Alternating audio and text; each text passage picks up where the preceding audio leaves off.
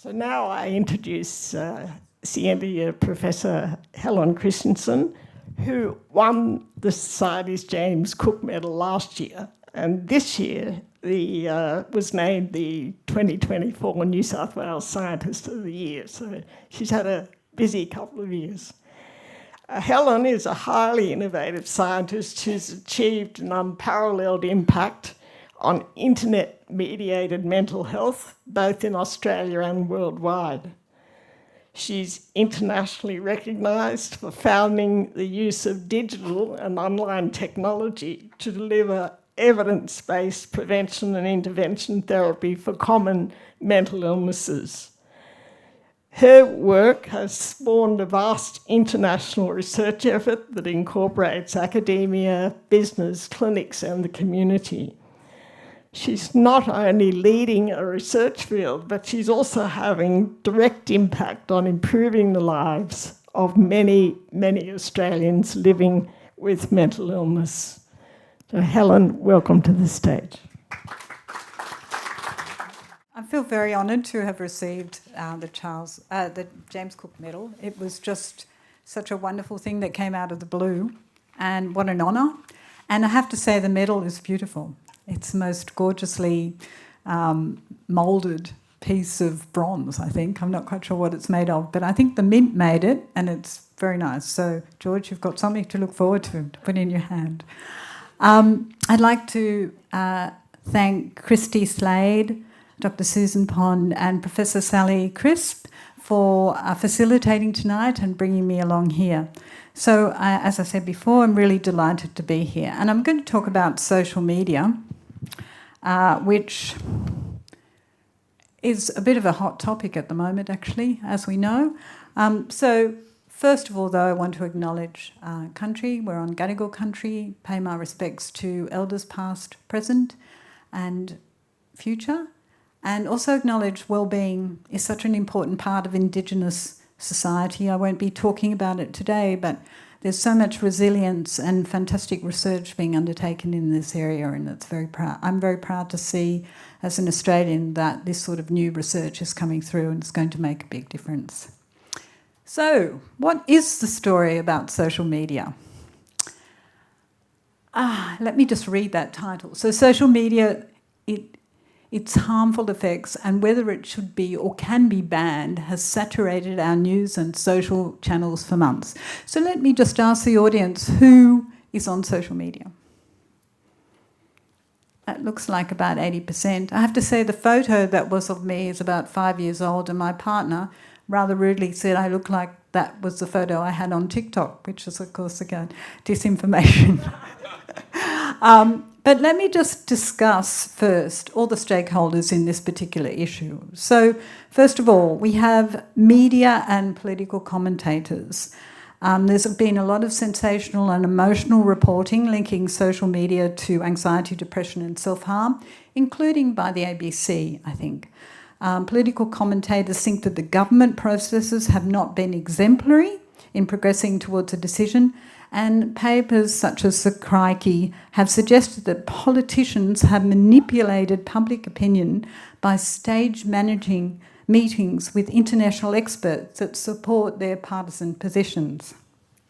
And as we know, prior to the bill being passed last Thursday, there have been a lot of politicians and other people very concerned about whether this was a good bill to pass and why. Another stakeholder is the government's own Joint Select Committee on Social Media, which didn't go all the way to suggest that we should ban social media. I think that was quite telling in some ways. They fell short of calling for the ban, although, of course, they supported the idea that we should be looking after media platforms, looking after the algorithms and so on, trying to curb what's actually on social media. Youth organisations are also very concerned, but for different reasons. They can see the misogyny, racism, nastiness, etc. that's on the net, but at the same time they call attention to the fact that there are groups within our society who need to find their tribe, and the only way you can do that in rural and remote areas, for example, is via social media. So social media has positive effects. Academics are raising objections. Well, That's a bit of a surprise, but of course they are. They've got lots of problems with it. Essentially, they're wondering, what is social media? How does it affect privacy? They argue that the selection of age 16 is completely arbitrary, and that taking away social media may not have any particular effects. So I'll just progress this a little bit further. More social media. This is something that I wrote that came out in the MJA just last week. It was about 6 months old, and it was quite telling that it had turned out on the right time in the paper. I think a few people might have read it. But we've also got AI, and which is something that I have been working in. And we have AI specialists talking about how the potential negative effects of AI could potentially amplify deep fakes, misinformation, and so on. Another stakeholder is the Australian Child Rights Task Force, who say that bans affect young people's rights to use technology and access information. So, we also have media companies who are appalled by the decision by the Australian government to actually ban 16-year-olds on younger than 16 on social media, which is filling them with horror, not because there's 3 or 4 million Australian young people who won't be on social media, but because this is a precedent that could stop the billions of young people from around the world being able to use social media, or at least it's going to cost them something to be able to counter the 32 million US dollar fines that have been proposed by the Australian government. But let's get to the real people in this situation, which is young people and parents. Young people have felt that they haven't been part of the process. But interestingly, if you ask young people what concerns them, they don't say social media. They say academic concerns, family discord, and personal relationships. The parents, however, are beside themselves worrying about the impact of social media on anxiety and depression. And I think the pressure from parents has been what has pushed this bill through, this ban on social media. They are very concerned about their children. And indeed, the Joint Select Committee on Social Media collated and heard from a number of parents. And this is a quote from that particular Joint Selection Committee describing the responses of a woman about her child who was at risk of suicide. Now, as you can see there, she was very concerned that her child was connecting with other people, talking about suicide, connecting with Amazon, and actually ordering from Amazon a noose that was potentially able to kill this child, knowing the right sort of knot. And it went on further.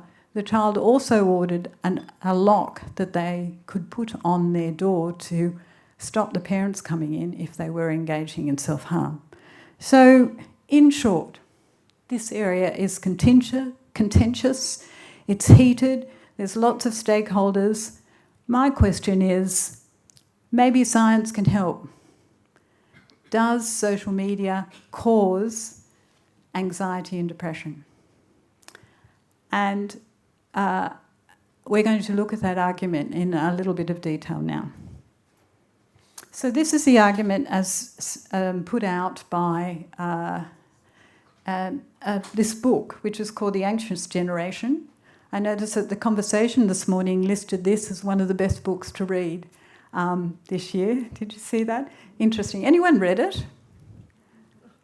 I've read it. Well, it's actually very readable. So, but essentially this is the argument. Social media is fertile ground for disseminating harmful content, including graphic imagery, messages depicting gendered violence, religious intolerance. Research shows that there's a rising rate of self-harm amongst young people, increases in anxiety and depression, and this increase became apparent around 2010, 2012, affecting those born after 1995 who entered adolescence during the ascendance of social media and smartphones. And the argument is this widespread adoption of social media, coupled with, if you like, helicopter parenting, has led to a new way of growing up, which is related to the increases in self-harm. Now, technological innovations have historically influenced a lot of changes in our society, and I won't go on with them too much, but it's an area I find very fascinating, and probably many of you know about the things and the ways in which technology can transform the social and economic fabric of our society. For example, in medieval ages, the technology of the plough, which introduced a heavier style of plough, required oxen to be brought together to pull this plough through the paddocks. This required cooperation, led to communities, and led to specialisation. And many economists regard the plough as the technology that really changed the Middle Ages. There's a fantastic book by Andrew Lee, if you have a chance to read it, called The Shortest History of Economics. And it's very short. You can read it very quickly, and it's very good. Again, another technology that I only recently thought about was, I was born in the 1950s. I grew up in the 1960s. I went to university in the early 1970s. And I thought the women's liberation arose from the fantastic readings of feminist writing like Doris Lessing and Betty Friedan and so on, which influenced a lot of young people at the time. Consequently, I found out, and I'm convinced by the argument, that it was the mechanisation of washing machines that actually led to the freedom for women to be able to move out of a household role and participate more fully in society. So a washing machine, a dishwasher, all those pictures. I remember my, I don't know if other people remember their grandparents, but my grandmother used to do the washing in a concrete tub and have a wringer that used to be turned over in order to dry out the clothes. I mean, isn't it interesting? A technology advance like a washing machine has led potentially to the liberation of some women in the 1960s and 70s. So technology, the book, so much technology affects everything that happens and how it happens. So I guess I'm only doing that aside to say social media and smartphones potentially are quite capable of doing the sorts of changes that we see in our society. But what I want to do is actually interrogate this argument a little bit more closely. And first of all, I want to do a fact check. Are there rising rates of anxiety and depression and self-harm in our youth? Is this a real thing? Is it an artefact? Is it made up? And unfortunately, the data is pretty clear that we are getting an increase in anxiety and depression and self-harm in a cohort of young people in Australia and other places. This is the national survey done in 1997, 2007, 2020. Smartphones and social media really accelerated in this period. If we just look at the 18 to 24-year-olds, there's not that much change to 2007, but here we're seeing massive increases, particularly amongst young women. The women are in the darker column there. And you might say, well, this is a big effect, but maybe it's due to self-reporting and that we're getting more and more people self-reporting how anxious and depressed they are. So looking here now, moving on to hospitalisations for self-harm. And again, sorry about the microphone, smartphones come in here. This is our youngest age group, 25 to 29 and 30 to 34. And you can see, arguably, and I think it's statistically viable, that significant, that you are getting this rapid increase in self-harm presentations, more for women than men. Men are always less prevalent in self-harming. But nevertheless, this is seemingly evidence, isn't it, that something might be happening and it might be more than self-report.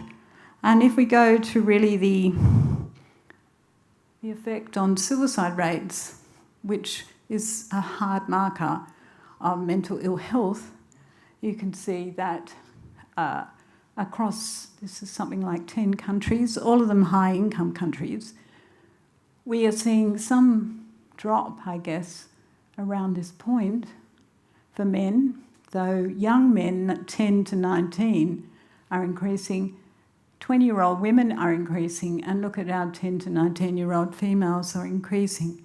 So this is pretty daunting stuff, I think, I would say, I was a bit sceptical, but based on my analysis of this and other people's too, really we do have a problem with our young people. Okay, the other question is, do we have enough smartphones to be able to be distributed across this particular age group to make it a plausible hypothesis? And the answer here is incredible big yes. So in Britain, every 12-year-old practically has a smartphone. In America, teens use their smartphones, usually social media, for up to 5 hours a day. And in Australia, this is from the Safety Commissioner, just recently showing 86% of young people 8 to 12 have a mobile phone or are able to access messages. So, I think the bottom line is we have a problem and we have a correlation. And here, this is September this year from Annals of Psychology, and some of these graphs are from the US. This is depression, 16 to 17-year-olds, and this is social media use by 12-year-old gradings across from 2012 to 21. So I'm not going to say anything more about the correlation. I mean, we know that correlations are not causative and that they can work both ways. So social media might be sought by those who are depressed, or social media might be making people depressed, or there might be some other factor that's involved. But nevertheless, we have quite stark data here. So does social media actually cause mental ill health? It's plausible, but what's the evidence of this relationship? Do we have a scapegoat here? Or is there something real? So I thought I'd just quickly present 3 sets of evidence here.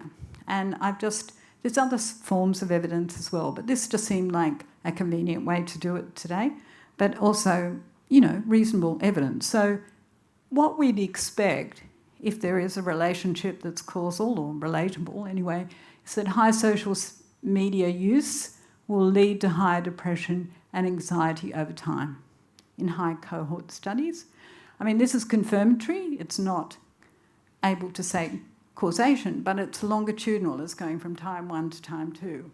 The second thing is, what about all the research studies? Have they shown a strong relationship over time? This is confirmatory as well. And then we get on to the detox studies. If we take away social media, do people get better?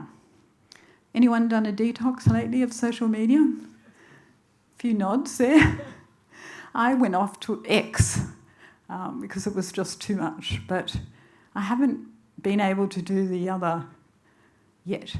But it's interesting that there is an increasing number of people who are taking themselves off social media. So there's a bit of a trend now, I think, for this to be happening. But anyway, let's look at this evidence. Does social media lead to depression later?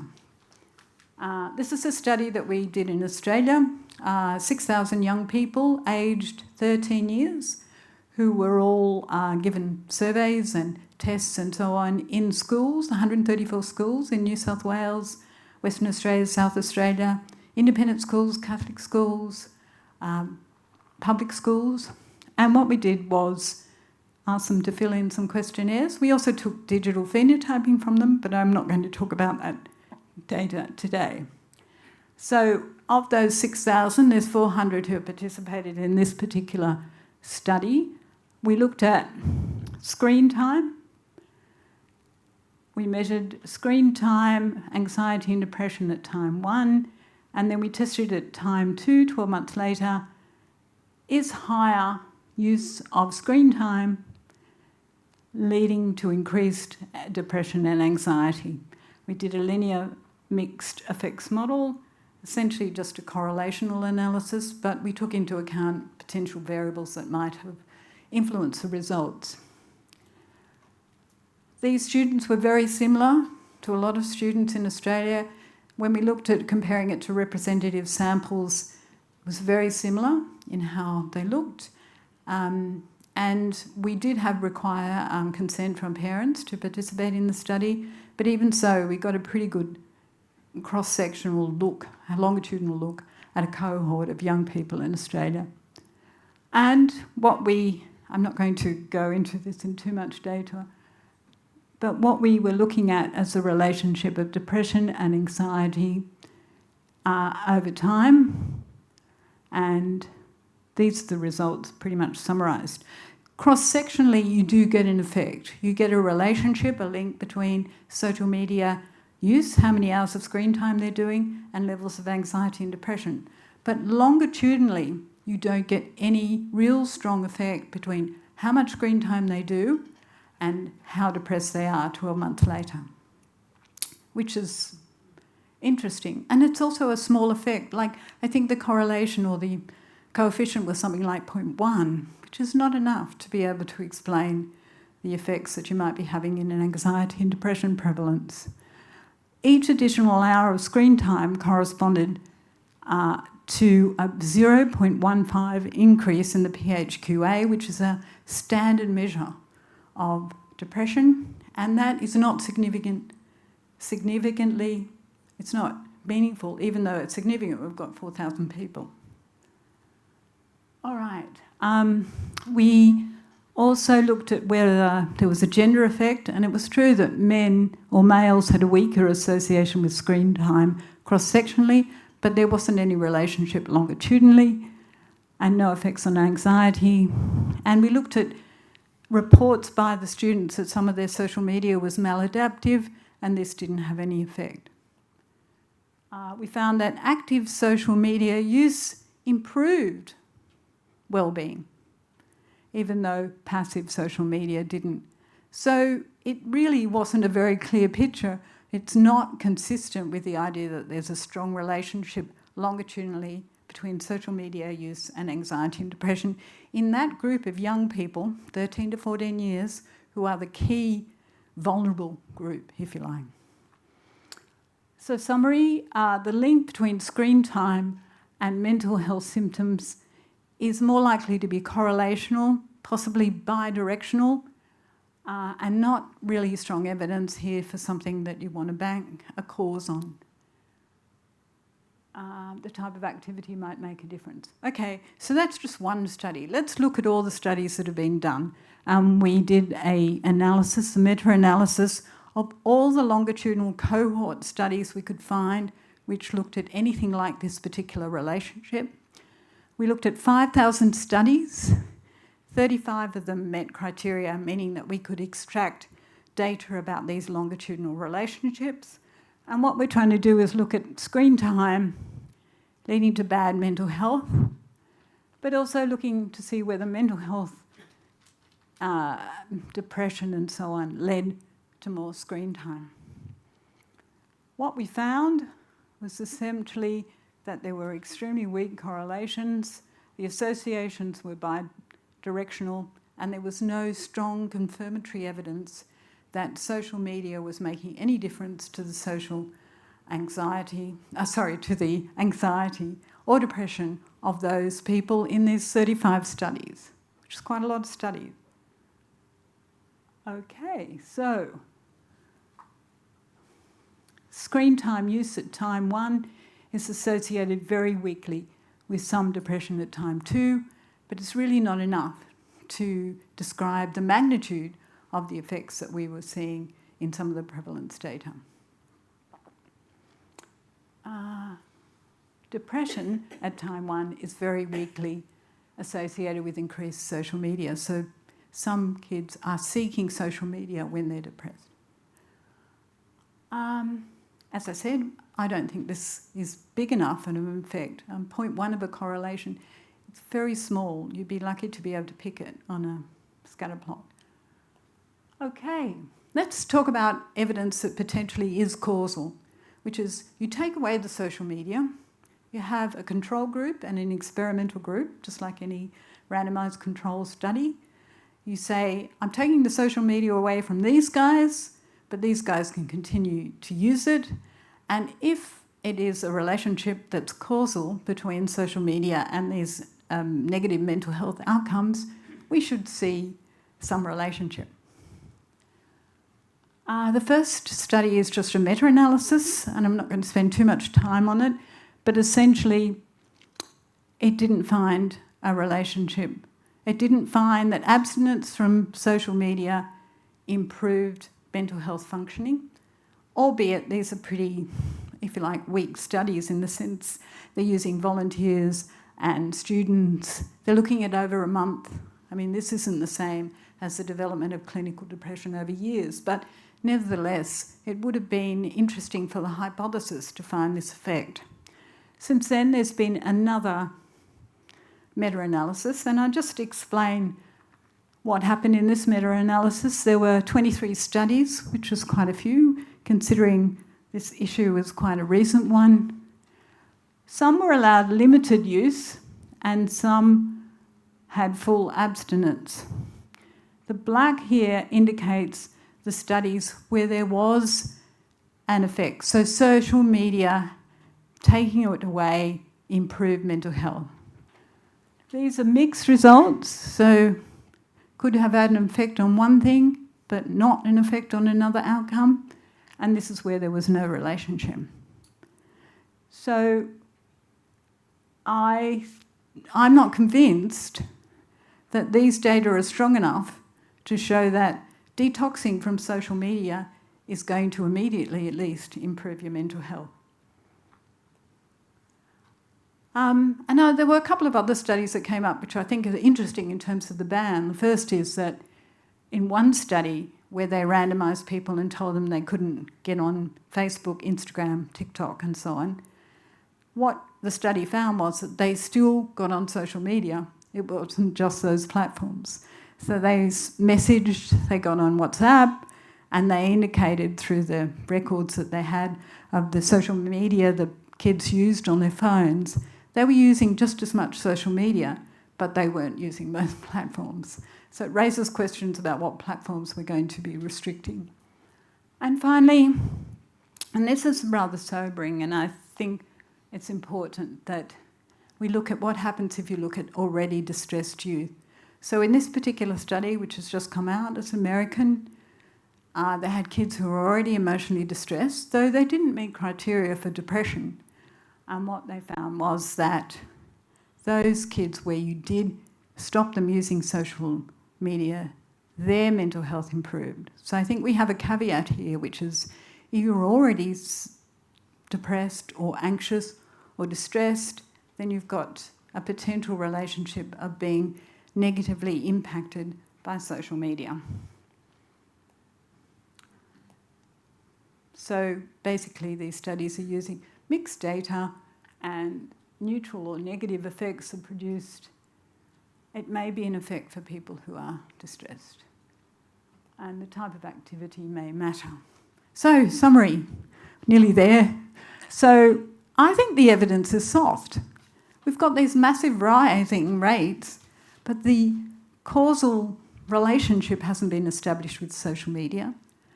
And it's hard to think why you wouldn't find those sort of relationships if it was a strong effect. So, what are the other potential causes? And I'd love to hear the audience maybe ask a few questions or have thoughts about this. Why are our kids having these increasing rates of anxiety and depression? Now, of course, there's a lot of hypotheses. Loneliness and social isolation are reported to have increased. Sleep gets disrupted, sometimes through social media and by other things, and that has a very negative effect on depression and so on. And in fact, if you use sleep hygiene and sleep restriction as behavioural interventions for depression, they're as good as antidepressant medication. So sleep is a big factor that should be considered. Are we concerned more now, our young people, about the threatened future, climate change, geopolitical fragility? What about the financial pressures that are on young people now? Do you think these are the factors that are making a difference?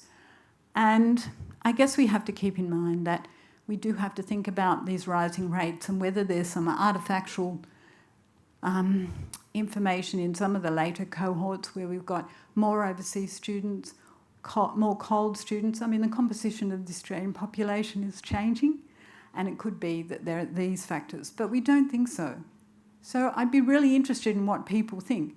And I don't have an answer here because we need to do the research to be able to determine which of these many causes might be, potential causes might be the one that is important or as important as many others. So I think I've made my argument pretty clear here. We've got these rising rates. Social media doesn't strongly seem to be the culprit. What is the culprit? We don't know. Now, a social media ban is not supported by the evidence, according to me and many other academics. I'm not the only one saying this, which just goes to show that policy isn't evidence-based in some cases. We better be careful. We're very close to Parliament House here, but, you know, are academics and other people who have knowledge been...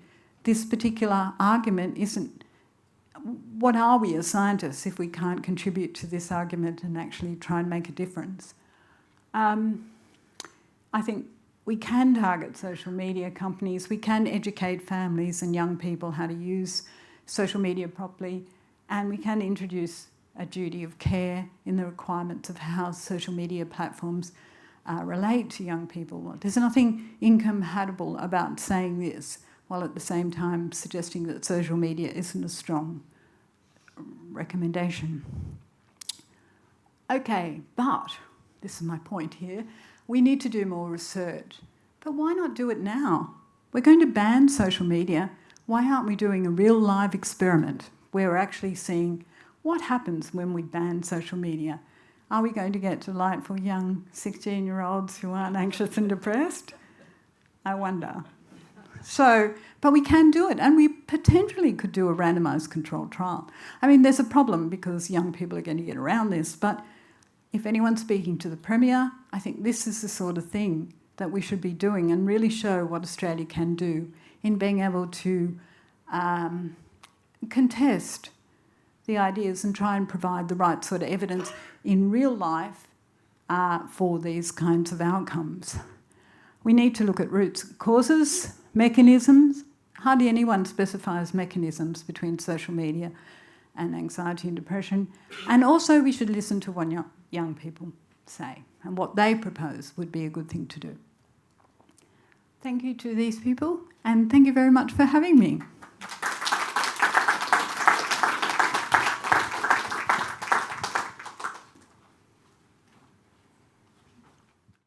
So I just want to thank Helen for just a absolutely wonderful talk. I was sitting there and thinking on how many points you touch which are relevant to us as a society. And the first was that the role in science in establishing the evidence base for which we all presume, we all have anecdotes, we all have our own biases, and that is the wonderful thing about science, that it can test that. And I think that was the thing that came really strongly through the whole talk. And then at the end, when you brought home two other really important issues, one of which is that it would seem that evidence is not enough for politicians, and therefore we have to work hard at trying to make our voices heard, and that translation, that research insights are not self-executing into actionable policy. And that's a real, I think, challenge for the society, and also a reason for us to reach out, and that you made that really clear. And the last point that you put up at the end, which I thought was really great, was just, we need to ask the people who are involved. I mean, I think that's a really, very, very obvious but strong point. So I want to thank you for such a fantastic talk. I've got loads of questions, but I know everybody in the audience has, so I'm going to open it up to them because I can nobble you later. Now it might be on. Now it's on. Helen, Merlin Crossley from UNSW. So Max Weber said that scientists are very bad politicians, whereas lawyers are good politicians. What lawyers do is they take the available evidence and they make a judgment rather than waiting until all the evidence is accumulated. I think that's what the government did when it banned vapes. I don't know what you think, but I think it is hard to actually evaluate the situation with vapes, but I'm extremely pleased that the government banned it. I shouldn't declare what I think about the social media, but with my students, I always teach them we must never publish negative results. They always want to publish negative results, and I say no, because if you publish a negative result, it has an impact on society. But if you say, let's say the Loch Ness Monster sightings suddenly have an uptick in 2007, and you go to Loch Ness in 2008 and you don't see the monster, you go in 2009, you don't see the monster, you go in 2010, you don't see the monster. If you publish there's no evidence for the Loch Ness Monster, you cause a huge impact on society. But what I would say is you can't do that. Because is there a question in so this? You can never can say, I push so you for a question rather than a lecture? So it's really just a lecture. But the question, Helen, is all of your alternate hypotheses do not begin in 2007. But So is that hang on, that's not a question. So what's the the question? explanation for the fact that all the alternative hypotheses do not begin in 2007, but the uptick begins in 2007? Did you? Thanks for the question, Merlin. We got there. Yeah, no, it's good. Actually, a lot of those things have been increasing. Like, there's a greater sense of within our society about how unsettled we are about the geopolitical situation. I don't think we can rule out that these don't have effects. It's interesting because I actually went to try and find graphs of how these particular increases might be in social media, lack of sleep, all these sorts of things, and we just don't collect the data. So actually I dispute the premise that these things have been stable. I don't think there's evidence for that. In fact, there's been rising rates of self-reported loneliness in kids for probably about the same length of time. So now I give you a question back. Why do you think it's social media just because social media came at that particular time? Just because it's plausible, or...? So the same, when I first talked to the climate change people about how you decide climate change, it was a diagnosis of exclusion. All the other hypotheses were excluded because they didn't fit. And I honestly cannot, correlations and causations are particularly hard, but I think that stark increase in 2007 is quite striking to me. That's all. Yeah, it is. I think, yeah, thank you. We might, and another question? Thank you. John Timmins. I have 4 grandsons aged from 17 to 7, so I'm engaged in this space. But my question relates to what advice did the government receive from people such as yourselves and possibly other researchers on your findings in this area before they made the decision, and to the opposition as well, because they supported the bill. So to what degree did they accept advice from scientists before they proceeded along that path? Well, I personally made a submission to the Joint Senate Committee on Social Media, which is a route that we had available to us. And potentially they did listen. They did report some of the findings that people had suggested from academics and people like myself. There's plenty of people like me exactly saying this. In fact, I was a co-lead on the Lancet Commission on Self-Harm, which came out in November. Pat McGorry, who's well known in the public health, in mental health, was the lead on the Lancet Commission on young people's health. Both those commissions came out and said the evidence is not strong that social media is the culprit, if you like. And many people, Amanda Third from a number of universities, have been very vocal in the media trying to say to the government, look, the evidence isn't strong. But you know, it's like, so I think we tried, if that's one way of putting it. I think evidence was presented. One of the things Crikey said was that they brought out Professor Twenge, who is a co-author with Jonathan Haidt on that anxious generation. And the Australian academics who do research in social media and youth studies were appalled in the way that their particular presentations were sidelined into little rooms, and she was presenting what was considered by some people as a partisan argument that suited the government, because actually I think the South Australian Premier came in and said, the evidence is in, we know this is going to affect our children. That was the start of this summit. So, and you can't blame the government, because so many parents want to be able to say to their kids, get off the social media. So, you know, there's a lot of forces working against science in this space. Yes, perhaps the simple solution to a more complicated problem is always more palatable than dealing with the complicated problem. Yeah. Stephen Burns. Looking at other issues of why people are more anxious and so forth in these days, I'm a baby boomer. I came from the country in the 1960s, had a wonderful childhood, went to university, free and fair parties, etc.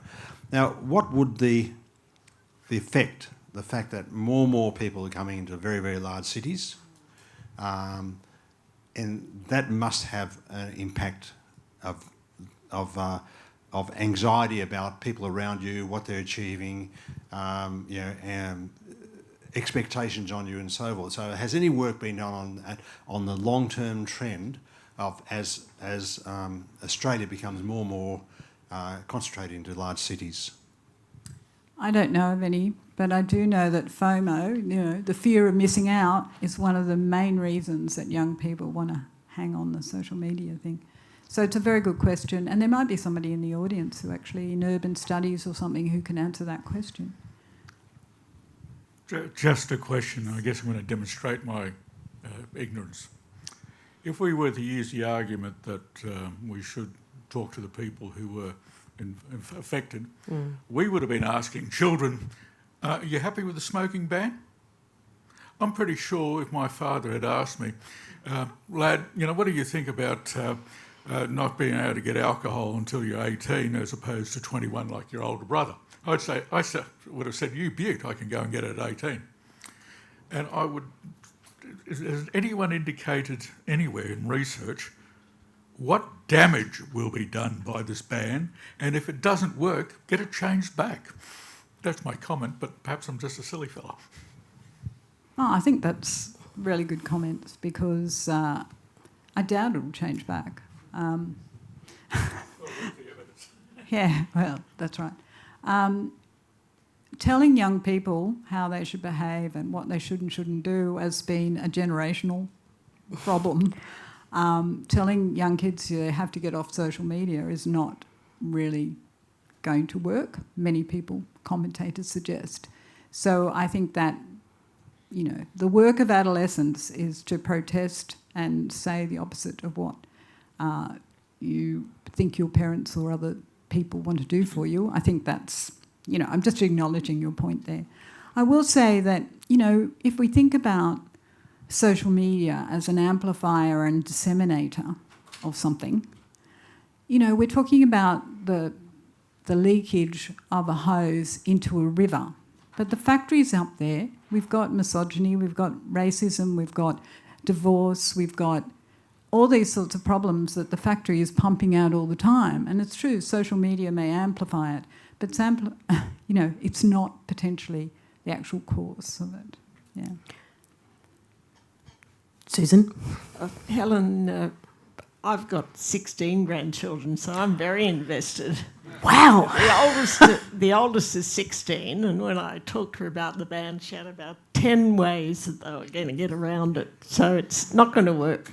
But my question is, what are the social media platforms doing about this, in the sense of surely they're in a position to do some research that would be very powerful And the second part of the question is, of course, how are they going to... They challenged the E-Safety Commissioner early this year.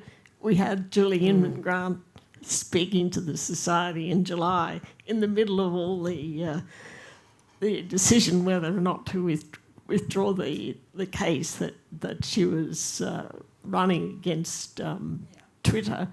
But how are they going to deal with this ban, and will it ever come into effect? I think that's above my pay grade, basically, because these are the most powerful organisations in the world. Even finds that if we can get it through, there'll be a whole host of lawyers working for Apple and Instagram, Meta, working against trying to implement these sorts of bans. In Australia, we see that already. So I don't think the media companies are going to do anything. They might be paying lip service to what they say they might be doing. But a recent study that I read examined the algorithms that were used by a particular company, I think it was one of the Meta platforms, and found that even though they said they'd changed it, they actually tested whether the conditions that were required to be changed had been changed, and they found no significant difference. So, if anyone else has any ideas about how to do it, there's somebody up there who has an idea. Yeah, it's a lawyer. Oh, okay. I was going to change the topic a little bit if I could. Elaine Sadler from the University of Sydney. I was really struck by the gender differences in the data that you showed. Yeah. And I can imagine if this is driven by social media, you could think, well, it's to do with idealisation of body images, which affects young women more than young men. But if it's not social media, what would produce this dramatic difference in effects between women and men? I mean, it's a very good point. And there are some research studies on this now. I'm not fully across the details, but they do show that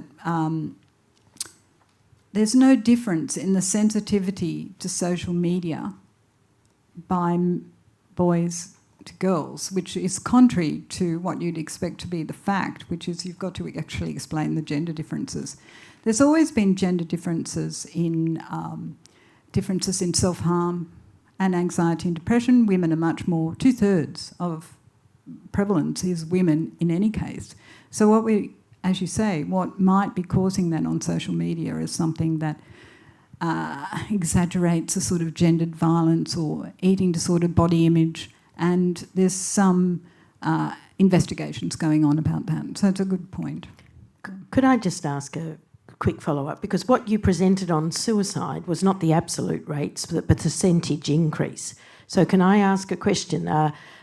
Women or young girls and men, what is the absolute rate? Are women exceeding men? Because no. So I suppose my point is maybe that women are just catching up to men.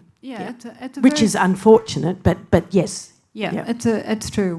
That was a relative change, and women are nowhere near young men. But one of the hypotheses is that young women are acting more like young boys. Yes. They're more risky. They make a lot of noise. They're kind of more changing to that kind of role, carrying out that particular role. So it's a good point. Yeah. Yes, Ian Benson. I wanted to thank you for your presentations, very interesting. I particularly liked a point you made near the end where you suggested that further research is needed, particularly if the ban doesn't have any effect. And my guess, my hypothesis is that it won't have any effect, because that's not where the problem is. The problem is not in technique, or techne as the Greeks called it, it's in telos, or purpose. And I think the educational theorists for over a century have been telling us that our education has been inflating techne at the same time as it's been deflating telos.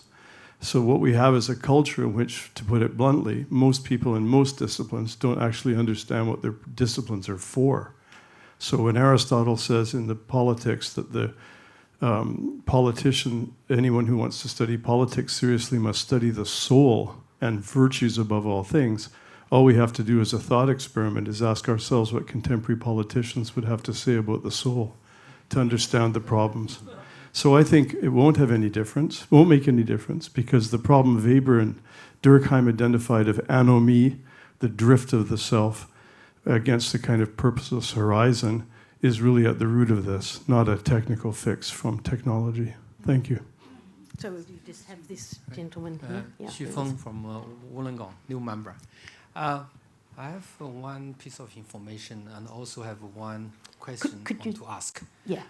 The piece of information is I'm always trying to look at the biomarker for anxiety or depression, besides serotonin, dopamine, all that.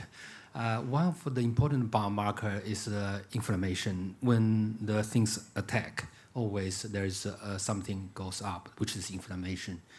I guess that's important because the area I'm working on is dietary fiber, good food, inflammatory food versus anti-inflammatory food.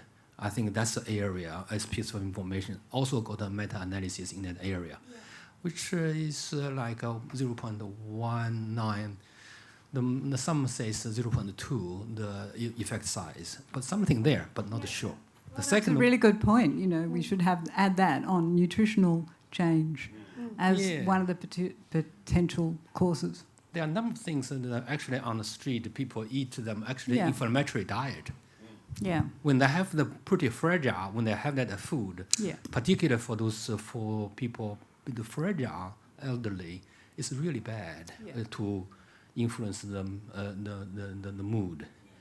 The second is the question I want to learn from you is I think nothing in this world can fix all models. Therefore, there must be something like the individual variance in terms of response to the social media. If we take a social media, everyone will respond the same. I think it could be difficult to find the differences. But if we can find something more vulnerable, even for the young people, we are different between the person to person. Even one thing that comes to us, we might respond differently. Therefore, this could contribute to some of your results for the future. Yes, I agree. And in fact, people have been asking what makes some people respond to social or potentially respond in a negative way to social media and others not. And I don't think that argument, the evidence for that has been progressed. But obviously the way that people are looking now at mental ill health, as you know, is we have genetic, physiological, social, structural, all of these potential causes makes it extremely difficult to actually tease out what we're actually seeing here. It's a very complex area to work in. But thank you very much for your point. I agree. One more question? Are we allowed? Can I ask a question now? Yeah. Look, I think Professor Benson's and these questions are really interesting. And one of the things I think that this blanket ban on social media does is not think about what's in the social media. It certainly doesn't talk to the question of whether there's any encouragement of virtue in any of the social media. Now, 20, 30 years ago, I was working on virtue on television. You know, how do you talk about reason, critical thinking about television? Everyone was hysterical, if you remember, about television and how it was going to destroy the youth. And I think one of the problems that I have with the way this debate has gone is, WhatsApp's fantastic. I mean, who here isn't, using? Well, actually, we now have to stop. I know because of but they're really useful. But the question is, what people are doing with it, and that seems to get elided through all of the debate, and none of the results show us. And it just seems to me that there are some things that are absolutely shocking and some that aren't. Yeah. And does a ban stop focus on fixing the problem and just by blanking, which I think is what Chrissy was getting at? I think people have been. I just glossed over this whole complex area, but Recently, the Wellcome Trust has introduced a new grant opportunity which essentially aims to clarify what we mean by social media, what's maladaptive, non-maladaptive. I mean, we have scales about that already. But actually look at the content and develop systems and classifications for it. And so you're right on the money. I mean, they're putting out big bids to try and get researchers to actually look at this. Because, as you say, some social media may be good for our souls as opposed to bad for them. Well, I just want to thank Helen once again, for a magnificent talk that really was so wonderful.